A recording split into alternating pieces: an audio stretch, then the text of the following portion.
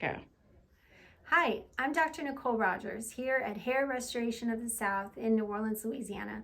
And today I'm here to talk with you about the danger of quick weaves.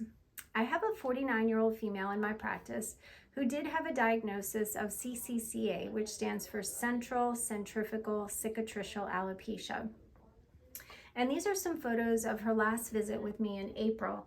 You can see how she was able to live with a very cute fro. She had the hair covering very nicely over the top of the scalp. It had filled in very lush over the top, and you can see how the sides and even the back looked wonderful.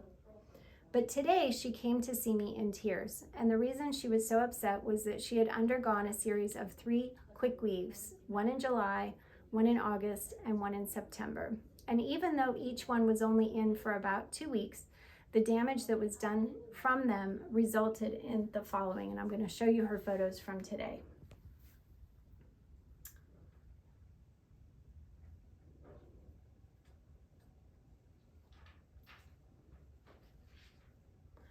The reason we're doing this little public service announcement is because many people do not realize how damaging quick weaves can be.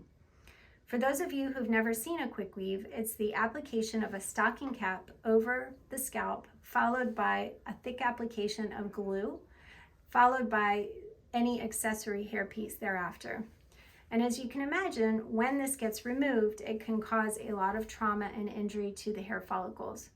So please heed my warning today and be very cautious and avoid doing a quick weave at all costs.